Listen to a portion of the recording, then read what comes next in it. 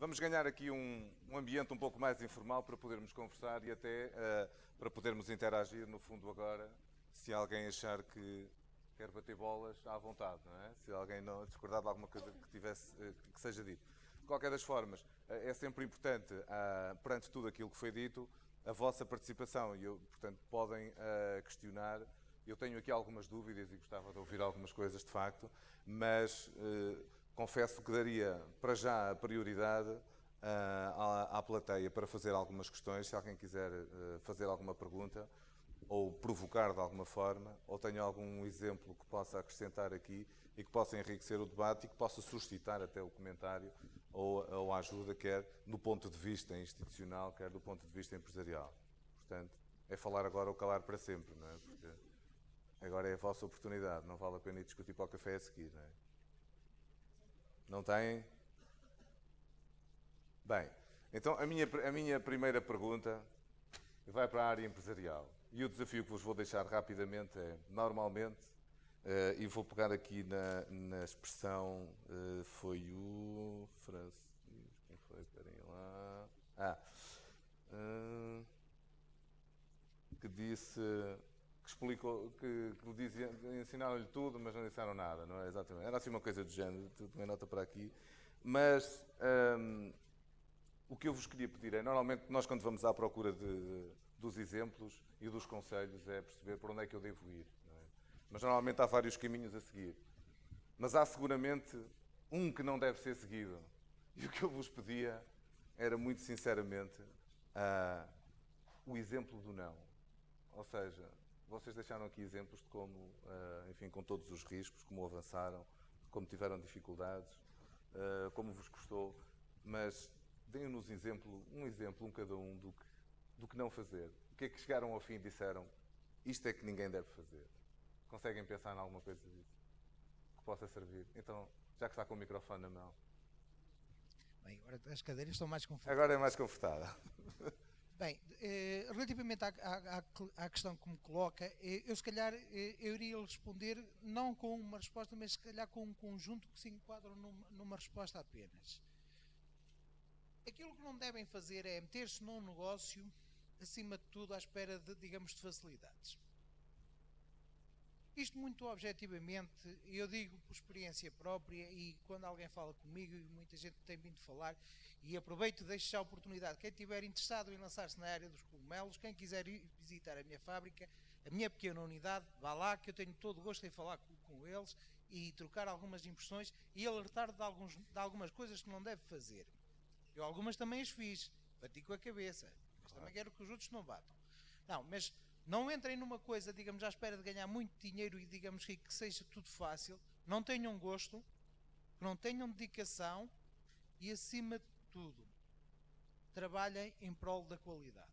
Hoje, o mercado é extremamente exigente. O mercado somos todos nós. O mercado somos todos nós. Nós somos todos exigentes em termos de qualidade, o que implica a quem produz, quem faz, que trabalhe com toda a qualidade.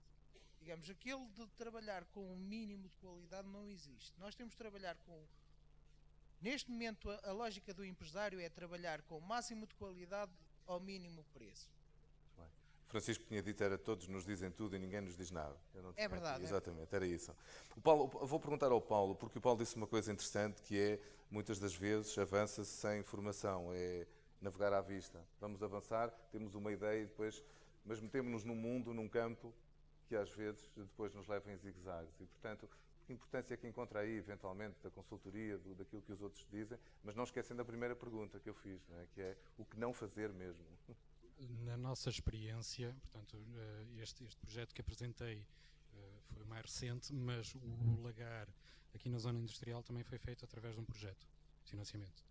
E aí, obviamente, que também, como suponho que toda a gente, também cometemos erros. Acreditamos, por exemplo, em vendedores de equipamentos sem, se calhar, verificar se que o que eles estavam a querer vender era exatamente o que nós queríamos comprar.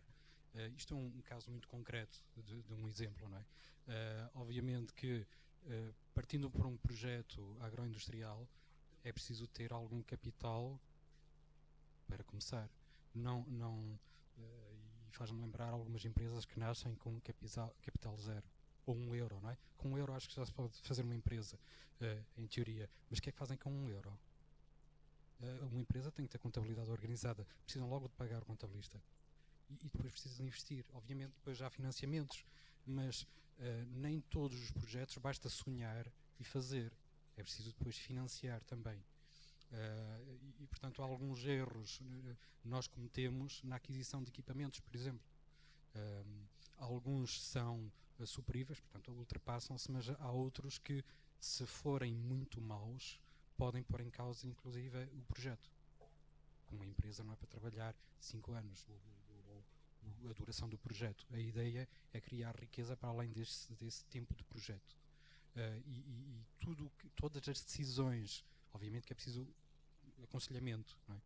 Mas depois é preciso ver uma coisa. Os consultores dizem, olha, se calhar o melhor caminho pode ser por aqui, mas é preciso não esquecer uma coisa: o consultor está a ser pago e não é o capital do consultor que vai pagar, que se vai fazer durante esse caminho.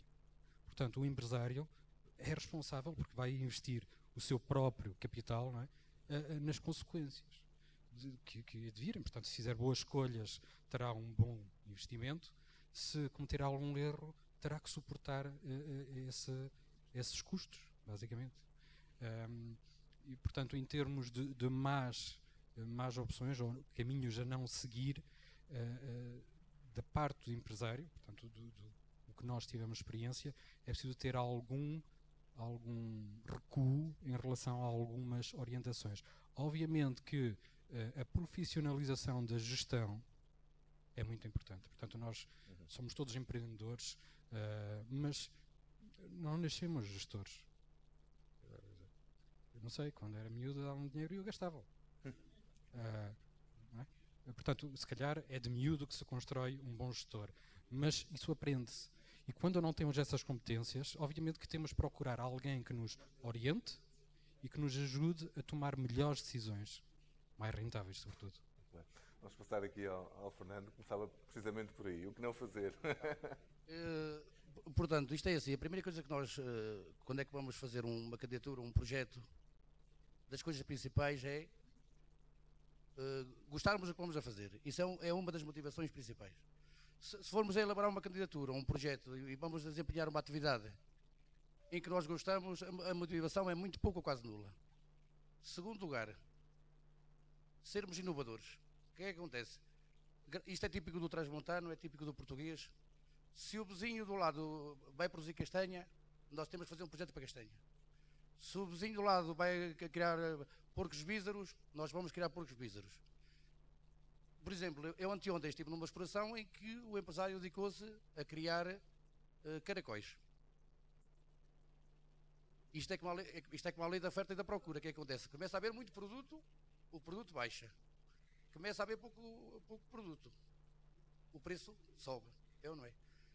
O senhor começou com uma brincadeira com os caracóis, neste momento está a exportar caracóis para a China, está a exportar caracóis para a Índia, ou seja, sermos inovadores em termos de negócio. E era isto que eu queria dizer. Que foi o seu caso, não é? Porque nós, quando ouvimos muito a exploração organizada da recolha do leite, estamos a pensar sempre na... Eu quando é que cheguei aqui atrás... Exatamente. Eu fui responsável da raça mirandesa durante alguns anos e estive um bocadinho ligado à parte da lavoura. O que é que acontece? Quando, em 2005, cheguei a Mogadouro, não tínhamos basicamente tanques de refrigeração, não tínhamos basicamente nada montado. E posso lhe dizer que começamos com 3 produtores. Com 3 produtores, com um carro de 2.000 litros. Eu dirigi-me naquela altura a uma empresa de Espanha, portanto, com um carro naquela altura que tinha, e sei qual é que é a reação dos portugueses, de lá dos espanhóis. Bem aqui este portuguesito, com 500 litros, o que é que ele vem aqui a fazer? Foi a reação do espanholito. O que é que acontece? Neste momento, a nossa empresa comercializa semanalmente cerca de 70.000 litros de leite. Muito bem. E outro exemplo já agora, que era importante dar aqui do Fernando, é que é um ex-estudante também do Instituto Politécnico de Bragança. Você também? Pronto, mas só, não interessa. Mas é sempre bom termos o exemplo, mas é sempre bom termos esse exemplo, porque nós estamos a falar de pessoas que vieram não sei de onde, andaram, caíram, não, são as pessoas que já passaram por estas paredes, portanto é onde vocês estão neste momento e, portanto, se calhar daqui a 2 ou 3 anos, numa próxima semana, já estarão vocês aqui, se calhar, sentados deste lado a contar-nos a vossa história. Fala. Geralmente um bom empresário geralmente não gosta de gestão, e aí é o vosso papel. Geralmente um bom empresário que gosta de negociar, que gosta de viajar, não gosta muito de estar ligado à papelada, gestão, burocracias e coisas do género. Diz o Sr. Valmir de Azevedo também isso, que é uma pessoa importantíssima a nível de empresários a nível nacional. Alexandre, vou pegar nesta ideia do ser empresário e do ser gestor. Então, são coisas às vezes um bocadinho diferentes. Isto a propósito daquilo que disse, que é a inovação, muitas vezes, nós temos a tendência de pensar logo, inovação, tecnologia, qualquer coisa nova que se criou. E não, já explicou ali claramente que a inovação não tem a ver só com isso, não é? E vai muito, se calhar, ao encontro do que dizia agora o Fernando, que é o empresário até pode ter essa inovação, pode não gostar da tal questão da gestão, não é? Mas o empresário tem que ter essa ideia inovadora para poder apresentar e criar uma ideia que se diferencie dos outros, não é? Sim, nós temos que ser diferentes. A competitividade está no facto do cliente perceber que nós acrescentamos algo mais do que o outro. Se acrescentarmos o mesmo, o critério de decisão é o preço. E admitindo que nós temos condições difíceis de competir pelo preço, nós temos de facto que acrescentar mais. Se quiserem, dando-vos um exemplo agora do setor dos vinhos, obviamente fazer a vindima no Douro é muito mais caro do que fazer no Alentejo, o que significa que se nós queremos vender vinhos do Douro, temos que ter clientes aptos ou capazes de pagar mais. Quanto mais não seja porque estão a pagar aquilo que se chama o glamour em torno dos vinhos. Reparem, nós temos há 3 regiões demarcadas a nível mundial de conhaque. Há conhaque, há armagnac e há o lourinhac. O lourinhac é no Lourinhã, para quem não sabe, que não existe tecnicamente, mas está demarcada como tal. Exatamente. Está demarcada como tal. Qual é a diferença do sucesso de umas para as outras? É tudo o que se constrói à volta. A importância de vocês terem hotéis no Douro não é só pelo turismo que lá vai, é que as pessoas que vão lá, com o glamour que se cria em torno daquilo, com a ideia, quase uma lógica de moda que vem atrás, consegue aumentar o valor dos produtos mesmo que eles intrinsecamente não o tenham. E na verdade o que nós queremos é que o cliente ache que tem que pagar mais e esteja disponível para pagar mais. Voltando um bocadinho atrás, de facto, a inovação nos negócios é muito relevante e não se deve cingir apenas à questão tecnológica. De facto, todos estes exemplos que vocês têm aqui são exemplos em que as tecnologias existem, a base era a mesma, tem a ver um bocadinho com uma abordagem, tem a ver também com o espírito de empresário. Nem toda a gente é naturalmente empresário e nós temos um esquema de educação, quer em casa, quer formal, que é um bocadinho castrador. Cada vez menos, mas que durante muitos anos foi castrador. Durante muitos anos, se calhar alguns de vocês ainda se lembram disso, o sonho dos pais é que os filhos fossem funcionários públicos. E isso é sintomático depois dos níveis de empreendedorismo que nós temos, porque é uma lógica de pouco risco. E o empresário é alguém que... A empresa é um filho. Dá dores de cabeça como o Catano. Portanto, nós temos que estar preparados para não dormir de noite, para andar às voltas na cama à procura de soluções. E isso é uma das dimensões relevantes. Aproveito para apanhar aqui algumas coisas e citando outra pessoa, não o Belmiro de Azevedo, mas o Leonardo da Vinci usava uma expressão que eu gostava muito e que acho que é muito importante nesta área, que é: a simplicidade é o grau último da sofisticação. Nem sempre uma coisa que é extremamente complexa é sofisticada. Se quiserem, isso afeta hoje em dia tudo a nossa vida, mas as soluções mais simples muitas das vezes são aquelas que são efetivamente lucrativas. E temos que procurar aquilo que são os negócios simples e procurar crescer ao longo do tempo. Por 2 razões muito simples, e puxando a brasa agora a minha sardinha dos fundos comunitários. Nós temos aqui às vezes algum desajustamento para as microempresas e para quem se está a lançar. O primeiro desajustamento, pegando ali no caso, todos nos dizem tudo, mas ninguém nos diz nada. Quando nós construímos os programas, tendemos a ter às vezes uma visão um bocadinho desfocada da realidade. Olhamos para aquelas empresas para as sonais, olhamos para as médias empresas e depois achamos, ok, isto é tudo igual. As microempresas têm bases mais frágeis, precisam de aprender. E rapidamente temos as microempresas em processos de internacionalização para a Colômbia e para o México, o que é uma estupidez. A maior parte dos nossos empresários, e se vocês olharem para as missões ao exterior, toda a gente quer ir para o México e para o Brasil. Eu também percebo, a parte turística eu entendo. A outra parte do negócio é muito complicada. Eu dou-vos um exemplo de uma missão há um ano ou dois que a ICEP organizou ao Brasil, em que tinha os senhores da Petrobras, das companhias todas lá à espera das empresas portuguesas. Tem um problema muito simples, nós temos uma dimensão, a escala, é que quando o brasileiro depois diz, ok, agora manda-me, no caso era contadores da luz, preciso de 10 milhões de contadores para a próxima semana. A empresa não produz 10 milhões em 2 anos.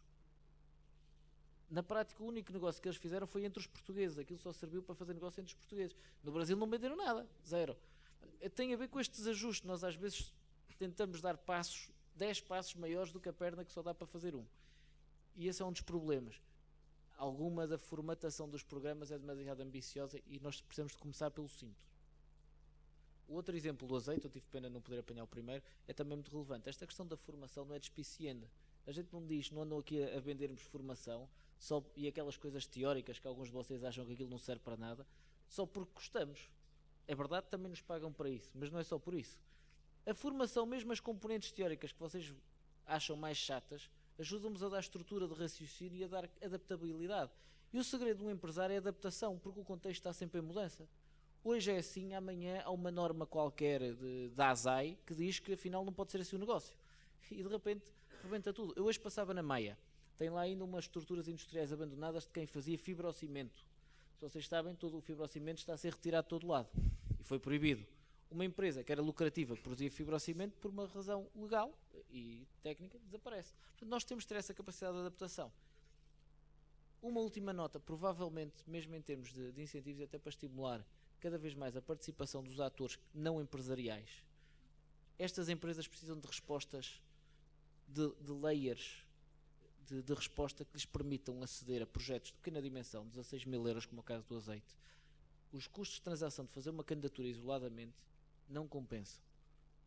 Aquele caso é um caso de quem não se queixa, mas normalmente os custos de transação de aturar todo o processo não compensam.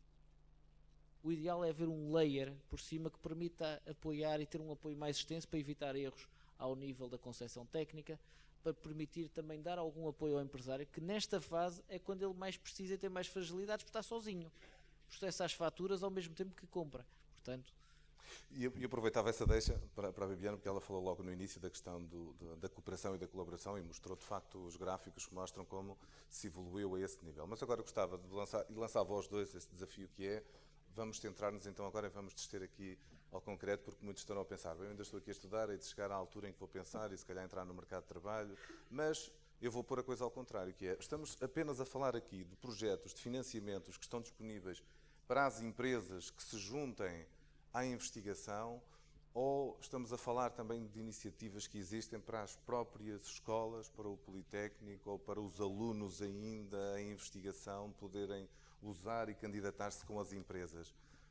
O que é que existe e o que é que não existe para podermos desde já, enfim, formatar também algum pouco a cabeça e a iniciativa? Não é? Sim, e existem também alguns programas, alguns ainda não abriram, mas estarão muito rapidamente em aberto. Depois aqui o colega pode falar também da parte dos apoios mais regionais. Sim. Mas a nível nacional vão haver apoios a mestrados e doutoramentos em ambiente empresarial, que permitem a colocação de pessoas altamente qualificadas em empresas. Talvez depende das empresas, porque às vezes a qualificação depende também das necessidades de formação e do tipo de qualificações que são necessárias para apoiar estas empresas, mas vai haver apoios a esse nível. E também existem apoios para associações empresariais e entidades do sistema científico e tecnológico, nomeadamente institutos ou universidades, que podem candidatar-se a projetos que vão dinamizar junto das empresas, dinamizando a preparação de candidaturas para determinado tipo de projetos, quer em cooperação, sendo que pode ser transferência de tecnologia, de investigação que é feita nos departamentos para empresas que possam adaptá-la e colocá-la no mercado, quer apoiando as empresas a resolver problemas que por vezes têm de caráter mais tecnológico ou técnico, e que necessitam de um apoio de pessoas na área da investigação que as possam ajudar a resolver esses problemas. Eu ia só fazer aqui uma nota em relação às questões que há bocado colocou, do que não se deve fazer, porque também do nosso lado, por vezes, há essa consciência, que é perceber que as empresas às vezes são arrastadas para projetos que de facto não são aquelas que elas precisam efetivamente. E muitas vezes há convites, nomeadamente em programas de maior dimensão, em que grandes empresas e centros de investigação convidam PMEs, porque no âmbito do programa é importante ter lá PMEs e, portanto, às vezes vão um bocadinho a reboque do convite, ou porque são amigos daquele investigador que já trabalhou com eles noutras áreas e vão fazer. E isso, de facto, é contraproducente. É muito importante que os projetos vão de encontro à estratégia da empresa. A empresa tem sempre que ter no seu horizonte para onde é que quer ir. E há projetos que podem ser a mais médio ou longo prazo, e haverá outros de mais curto prazo. E, portanto, é importante combinar estas vertentes. E, por outro lado, muitas vezes também é possível ter bolseiros, também cobrindo aqui esta área da investigação nas empresas. Há programas também que permitem ter bolseiros que trabalham para a empresa num centro de investigação. E é importante também usufruir dessas oportunidades, porque na prática pode-se ter um trabalho especializado que resulta num benefício para a empresa a mais médio prazo, com um custo muito baixo. E, portanto, é importante também poderem usufruir desses apoios. Bem, Alexandre, em termos destas questões, ou de transferência do que é produzido nas escolas para as empresas, ou até das ideias que surgem nas próprias empresas, que se transformam em protótipos, que muitas vezes dão origem a pequenas testes de empresas, startups, coisas que evoluem. O que é que existe em concreto para que o auditório aqui de professores e alunos fique enquadrado e comece já a magicar essa ideia empreendedora? Não é? Tudo bem, começando pelo empreendedorismo, há aqui 2 níveis de intervenção diferentes. Há a lógica individualizada, onde há incentivos diretos a quem está a montar uma empresa, portanto o apoio é diretamente ao empresário. Boa notícia para as mulheres que continuam a ser discriminadas positivamente. Provavelmente é das poucas coisas onde as mulheres são positivamente discriminadas é nos fundos comunitários, e portanto aqui, que se forem mulher têm mais dinheiro. O que já agora, apenas uma à parte, fez com que nos primeiros contratos que se assinaram no quadro anterior, a maior parte dos gerentes tinha bigode, mas a empresa era de senhoras. Apenas uma à parte. De qualquer forma, são de facto discriminados. E há aqui um layer de intervenção de apoio diretamente às empresas. E depois há um apoio indireto, através de entidades formatadas para o fazer, nomeadamente as incubadoras, os núcleos empresariais, que desenvolvem e prestam um conjunto de serviços às empresas, nomeadamente aos projetos iniciais. Vai haver algum dinheiro, mesmo ao nível do Business Angel e do capital de risco, para projetos de semente, se quiserem, para arrancar com o plano de negócios, para fazer os primeiros meses da empresa e depois financiamento possivelmente sequencial, no sentido de conseguir iniciar a operação.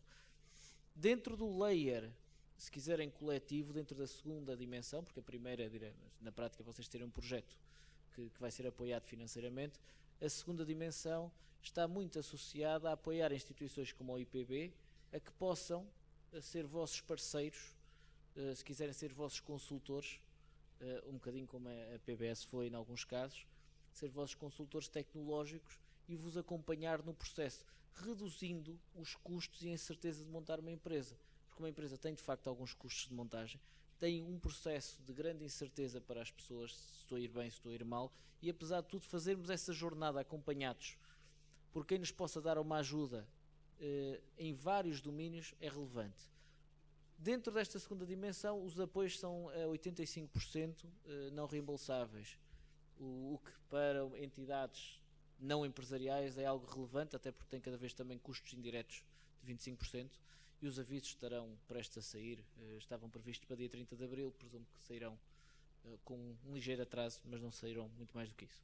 E permite que, por exemplo, uma entidade como a IPB assuma também aqui uma ambição mais abrangente para além de Bragança e que possa apoiar um conjunto de iniciativas que estão avulsas, mas que frequentemente estão erradamente avulsas, ou seja, normalmente há aqui uma crescente tendência para cada município trabalhar esta área do empreendedorismo, que é uma área particularmente complexa, e há todo a ganhar em haver uma resposta integrada e articulada que permita ir ajustando as competências em função das necessidades específicas.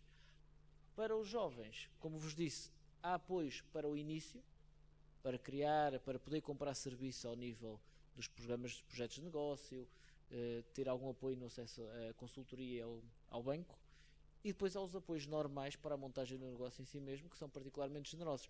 Seja no nosso caso, que são projetos de vertente, chamá-la-íamos mais industrial, seja no caso do PDR, projetos de vertente mais agrícola, que, como eu vos disse há bocadinho, para jovens agricultores, e o conceito de jovem, a faixa etária vai variando consoante o que falamos, mas para jovens agricultores pode ser particularmente generoso e ter uma taxa quase assustadora de 96%. Obrigado. Uma última pergunta para os empresários e mais alguns exemplos, porque só quando metemos as mãos na massa, e outra vez o Fernando, porque falava há pouco da questão de chegar à empresa e ter 10 entidades para ser fiscalizado. Só quando começamos a meter a mão na massa é que vamos descobrindo instituições e organismos que nem sonhávamos que existiam, não é? Que nem sonhávamos que era necessário, não é? E é sempre preciso mais um papel. Agora não é mais um papel, vai-se à internet, mas é preciso sempre a mais algum lado fazer qualquer coisa. O que é que nos pode dizer sobre isso e, nomeadamente, como é que se gera essa surpresa, essa pressão que é de, para além de ter que tratar do negócio, está envolvido num projeto e, portanto, tem obrigações a cumprir e, ainda por cima, tem todas essas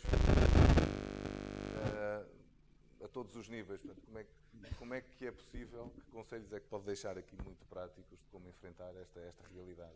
Oh, Daniel, eu antes de, portanto, falar a questão que me formulou, eu queria deixar uma palavra relativamente ao Instituto Politécnico de Bragança. E tem sido a minha luta há sensivelmente 11 anos, isto é assim, os institutos e as universidades, sem dúvida alguma, estão vocacionados para a parte do, portanto, de lecionar, portanto, educar, preparar os futuros técnicos. O que se tem verificado até à presente data, e eu tenho uma experiência, principalmente ali a nível de Espanha, o que é que acontece em Espanha? Os alunos, há uma integração muito próxima entre as universidades e os empresários, ou seja, por exemplo, no final de cada 3 meses são colocados alunos dentro das empresas e começam a entrar no mercado de trabalho. Eu há pouco tempo estive na Universidade do Minho, em que queria lançar, portanto, produtos endógenos aqui da região de Trás-os-Montes, principalmente castanha, sei lá, conjuntamente com o queijo. Falei com o professor, portanto, da Universidade do Minho, e a preocupação dele era, portanto, vocacionar-me para um estudo, para fazer uma tese de doutoramento. Persistíamos daqui, e eu queria puxar a brasa para a minha sardinha, e ele queria puxar a brasa para a sardinha dele, não é? Eu dizia-lhe, professor, eu quero, portanto, produtos da região de Trás-os-Montes, em que eu possa, eventualmente, desenvolver os meus produtos para a minha empresa, para ter futuro em termos empresariais. Não, Fernando Paes, temos que desenvolver uma enzima, porque a enzima vai ser uma inovação a nível de, portanto, da universidade, e é esse paradigma que tem que mudar um bocadinho a nível dos institutos politécnicos. Que me desculpem as pessoas aqui presentes, mas o que tenho a dizer, digo honestamente. Essa é a primeira questão. A segunda questão... A segunda questão, como disse, o relacionamento. O que é que acontece? Eu acho que isto, para facilitar mesmo a questão dos empresários, era, portanto, as partes fiscalizadoras, e principalmente o PRODER, delegar numa entidade só este tipo de fiscalização. Era ou não era? Quando é que o empresário anda com problemas de acabar o licenciamento da obra, anda com poucas noites sem dormir, preocupado em fazer pagamentos, anda preocupado em que o construtor da obra civil, o serralheiro ou o picheleiro, ou não sei o quê, não acaba a obra, não é? O dia que é para fiscalizar a obra, vemos 10 entidades à nossa frente e assim, caramba, Deus me livre. Depois um começa a dizer, falta aqui um barómetro, outro falta aqui um sítio para ver a temperatura do leite. Exatamente. Outro falta aqui um detector de incêndios. Eu disse assim, minha senhora, aqui em princípio não vai arder nada, mas pronto. E eu depois, olha, chega a determinada altura que isto cansa. Eu não é? Cansa muito. Passas, agora a pergunta era para todos, no fundo, que é a vossa... eu costumo dizer isto, às vezes perguntam-me, então não contratas mais alguém? Contrato isto anualmente, olha. Fui obrigado, e bem, reafirmo isto, e bem, a ter um programa certificado da contabilidade, muito bem. Paguei um X, mas todos os anos, ao fim do ano, e quando foi lá no final do ano, eu recebo uma carta lá do coisa com o respectivo cheque para pagar. E eu disse, mas eu isto já paguei há um ano. Diz ele, não, isto é renovação. Este é um exemplo do programa só de faturação das coisas. E isto é uns atrás dos outros. Nós temos demasiados custos. Temos que suportar uma máquina demasiado pesada que nos limita em termos de contratação. Limita-nos muito. Licenças, temos que pagar a renovação da licença disto, a renovação daquilo. São tantas que a gente que perde a conta. Mas sei que dá para um ordenado. E ele não está lá. Relativamente eu queria fazer só aqui algumas considerações. Nós, cada vez mais, e pegando aqui, eu afirmo isto.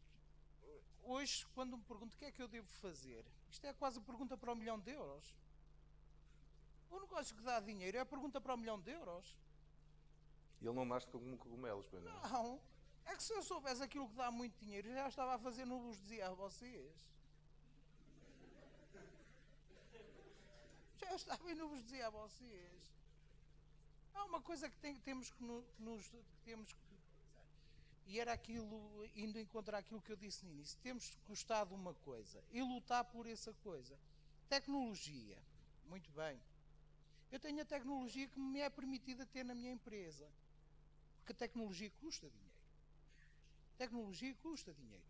E antes de meterem num projeto, também são 2 alertas que eu vos digo. Vocês, como, digamos, uns da área da contabilidade, outros da gestão, outros da tecnologia, não deixam que ninguém faça o vosso plano de negócio. Façam-no vocês. Empresas, digamos, a criar planos de negócios todos bonitinhos e todos formatados em folhas de Excel, conheço eu muitos. O grande problema é que quando vamos para a prática, depois os números não bata-bota com a perdigota. E depois, ai Jesus. Eu para ter a minha referência, aquilo que me serve de orientação é o meu plano de negócios. Está lá. Eu, quando tenho dúvidas, vou ao meu plano de negócios relativamente às vendas, a isto, aos objetivos que eu pretendia atingir, que são tantos números que às vezes perco-me no meio, vou lá, e estão lá. E foi feito em 2009. E tivemos uma crise nisto tudo. Está lá tudo. Mas fui eu que o fiz. Vendedor, onde é que vender? Não deixei que nenhuma empresa que me dissesse onde é que eu podia vender. Fui lá e eu bater à porta. Como eu disse, nós gostaríamos, eu, o Fernando e o Paulo, gostaríamos todos de ter as empresas em termos tecnológicos com mais aquela máquina toda XPTO, só que isto custa dinheiro. E temos aquilo que nos é permitido. E é aquilo que o Paulo diz, todos nos dias nos entram pela empresa dentro, gente a querer nos vender, sei lá o quê, eu produzo cogumelos, aparece-me lá gente a querer vender coisas de tomate. Porque é pressão, eu não critico os homens. Eles estão numa empresa que tem, digamos, que a pressão é tão grande para vender, que eles batem a todas as portas. Aqui uma empresa, vamos lá. Outro ponto. O empresário ele faz tudo, e como dizia ali o colega de mesa, é um filho. Eu costumo dizer, eu tenho uma filha, tenho um filho que, digamos, que eu vejo todos os dias. A minha mulher trata da minha filha e eu trato da empresa. É isto, rigorosamente, porque cresceram, a minha filha e a empresa cresceram mais ou menos juntas. Em que a minha mulher no início tratava da minha filha e eu tratava da empresa. Em que ela passou muita noite acordada com a minha filha e eu passei muita noite acordada na empresa. E é isto também e permita-me, quando estiver a falar mais, cortem-me a palavra. Permita só que vos diga isto. Um empresário não é aquele senhor que ganha muito milhões. Não, pá. tomara eu ganhar tostões. Tomara eu ganhar tostões. Ganho algum porque ainda tenho a empresa aberta, porque se não ganhasse nada também já tinha fechado. Objetivamente. Agora não ganho nenhum os milhões que digamos que muitas vezes quero colar essa imagem. Relativamente àquilo que eu faço, ao sacrifício, e a tudo, se calhar sou o gajo mais mal pago aqui. Eu falo por mim. Eu queixo-me por mim. Eu posso vos dizer, eu ganhava mais no privado, mas ganhava muito mais e com muito menos dor de cabeça do que ganho hoje. Mas há coisas que ninguém me paga. Que é a felicidade de ver 5 funcionários entrarem todos os dias pela minha empresa dentro, em regiões desfavorecidas como é Mogadouro, em que ajudei a fixar 5 pessoas lá, em que mantém lá as suas pessoas e consigo manter um território, digamos, não tentar contrariar um bocado a tendência da desertificação. E é isto que eu vos lanço aqui como um repto a todos vocês. E cabe-vos a vocês todos também fazer um bocado o parte disto. Saiam das cadeiras, dá trabalho, mas é isto que dá gosto. É isto que dá gosto. Se quiserem ir para os cogumelos, atenção, o cogumelo é uma área com futuro. Dá muito trabalho, dá pouco dinheiro, dá. Não peço a ninguém, digo-vos já eu. Digo-vos já eu. Entrou também numa área importante que é a área da intervenção social, obviamente, que é se dar formação e emprego às pessoas. Agora. E para passar, para terminar, quer dizer, Calo já.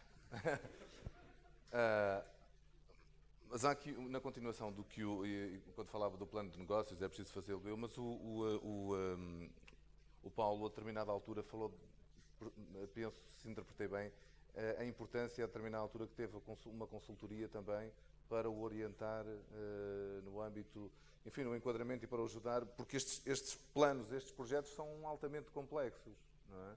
E, portanto, pensar num negócio, ainda por cima estar a pensar num projeto, muitas vezes, cuja burocracia ou o risco é muito grande, até onde é que as coisas devem estar centradas em nós, ou até onde é que os profissionais, consultores de empresas, ou as oportunidades que surgem no contacto com, neste caso estamos aqui no Instituto Politécnico de Bragança, onde é que as coisas casam para ajudar as empresas e o ensino a desenvolver? Bom, no nosso caso concreto, este último projeto foi feito e a empresa já existe desde 97, portanto não foi no nascimento da empresa. Foi importante porque estávamos, portanto já temos alguns anos, eu digo que temos 40 anos já, desde 74. Portanto, neste momento, e a empresa, já agora, a empresa é familiar e ainda está aberta. Ainda paga impostos, ainda dá emprego, sazonal, obviamente, a nossa atividade é sazonal. Pronto, isso é um contra nós, não é? Se a empresa tiver elaboração do ano inteiro, é mais fácil contratar. Eu queria ter mais pessoas a trabalhar, mas eu preciso de muitas pessoas a trabalhar novembro, dezembro e janeiro.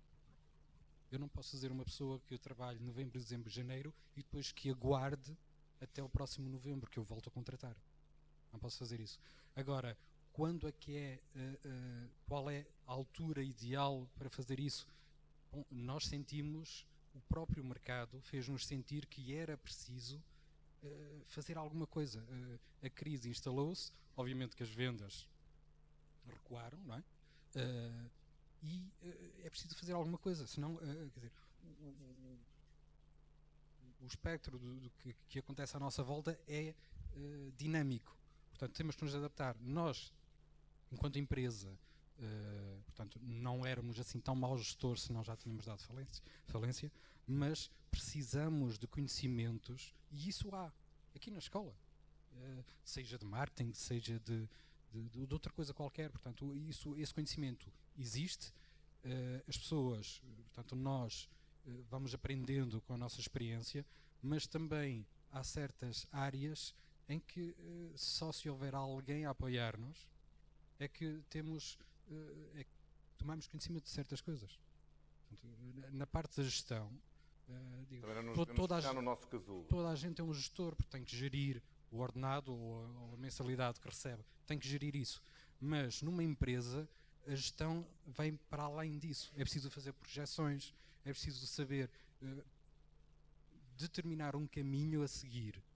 E isso requer ferramentas que no dia a dia nós não temos acesso, portanto, e no nosso caso foi adequado no momento, calhou, é verdade, mas foi adequado no momento para nos dar uma perspectiva mais profissional da gestão. Nós sem o projeto também estávamos aqui hoje não, mas continuamos vivos, mas com o projeto que fizemos, tivemos uma análise, uma visão para nós próprios e para o nosso contexto, que nos permite, pelo menos, ter, nunca há certezas, mas ter uma orientação e definir estratégias de forma mais fundamentadas. Em relação, peço desculpa, àquilo que estava a falar um bocadinho, efetivamente nós também tivemos inicialmente, na questão do licenciamento, eu vou mencionar um caso, há lá uns tubos na fábrica, foram inicialmente brancos, depois foram vermelhos e hoje são verdes. Derivado de quê? De fiscalizações. E os tubos são os mesmos, ainda estão lá hoje. Hoje são verdes. Amanhã, se calhar, vamos fazer outro licenciamento e vão trocar de cor. Mas isso é a realidade que temos. Nós, neste momento, até estamos a estudar um projeto de investimento e qual é a dificuldade? Bom, ainda hoje tivemos uma reunião na Câmara para saber, ok, em termos de licenciamento, o que é preciso fazer? E a Câmara disse, bom, isso não é bem connosco e tal, se calhar tem que falar com outra organização. Quer dizer, e agora o meu sonho é amanhã ter uma checklist de alguém responsável que me diga, ok, se queres licenciar então esta área da tua fábrica, tens que fazer isto, isto e isto. Isso era o melhor. Eu vou andar não sei quanto tempo para conseguir saber com quem devo falar e para conseguir saber o que tenho que fazer para poder evoluir a minha fábrica. Portanto, e isso dá muito trabalho e não produz nada. Nada. Mas os empresários não trabalham das 9 às 5. Okay? Quem quiser ser empresário, é empresário a 24 horas. Os problemas. Quem trabalha das 9 às 5 acabou, amanhã é outro dia. Eu vou lá e de fazer alguma coisa. Agora, nós os problemas temos de estar constantemente a tentar resolver problemas ou a tentar ver melhores opções de gestão, de investimento, seja do que for para a empresa. Muito bem. Uma última intervenção? Quiserem dizer algo? Eu, da minha parte, ia apenas dizer que quando candidatamos um projeto, devíamos sempre, o colega ali disse, que tinha muitas dificuldades quando tentava contactar com o interlocutor que estava do lado de lá, no IAPMEI neste caso. Na ANI também temos interlocutores para os projetos. E no nosso caso concreto, o que eu desafio quem estiver a preparar projetos ou eventualmente até na altura da candidatura, a falar com quem está do outro lado. Cada vez mais se tem tentado que as instituições se aproximem das empresas, dos seus clientes e dos seus alvos, e temos efetivamente feito um esforço de diálogo de não tentar que as coisas sejam só online e que as pessoas tenham dúvidas e não saibam a quem se dirigir. Eu acho que é muito importante isso. E do lado até também de quem submete candidaturas a concursos, etc. Eu estive também envolvida num programa que houve aqui há algum tempo atrás de empreendedorismo e muitos candidatos nos contactavam e eu tentava esclarecer, e os meus colegas da mesma forma. Por isso, muitas vezes as pessoas ficam, às vezes é difícil efetivamente chegar à fala, mas não deixem de o fazer, porque depois de se contactar, normalmente há sempre vantagens. Consegue-se sempre ficar com um conhecimento e um contacto que é sempre vantajoso. Deixa eu desbloquear a sessão, Alexandre, para terminar. Eu se calhar deixava-vos duas notas que me parecem relevantes. Primeiro, esta questão do empreendedorismo e os exemplos que vocês têm aqui, hoje não é mais apenas uma ambição de se ser independente, de se sentirem bem. É também uma necessidade. E para alguns de vocês vai ser a diferença entre terem um trabalho que vos vai deixar frustrados o resto da vida ou fazerem algo em que acreditam. Um segundo ensinamento muito relevante. As ajudas existem e acho que devem usá-las porque a questão da formação e o apoio que os consultores vos podem dar pode ser relevante. Mas, dito isto, vocês têm que fazer o vosso plano de negócios. Vocês podem ter apoio, mas têm que o fazer porque vocês têm que perceber o que é que vão fazer. e o projeto será vosso, e aí também dizendo, obviamente, o nível de risco que o consultor está a pôr é virtualmente zero. Por fim, uma última nota. Há muitas oportunidades de financiamento, há dinheiro, não diria que há muito dinheiro, mas há dinheiro, mas o dinheiro não faz os bons projetos. Quem faz os bons projetos são vocês e um trabalho de casa muito bem feito. A partir daí o dinheiro serve para ajudar a concretizar esses projetos. Muito bem, Alexandre Almeida, obrigado. Bibiana Dantas, Fernando Paes, Francisco Mateus e o Paulo Rodrigues. Esta sessão está praticamente a terminar. No fundo, é o meio deste tríptico que vos leva numa viagem desta semana, que começou com, no fundo, a investigação, o desenvolvimento empresarial e a inovação tecnológica, hoje as oportunidades de financiamento e amanhã a cooperação com empresas e empregabilidade. Portanto, há aqui uma viagem que se faz ao longo de todos estes debates. Amanhã às 2 da tarde tem aqui mais uma sessão. Eu acho que a de hoje acabou por ser, de facto, muito informativa.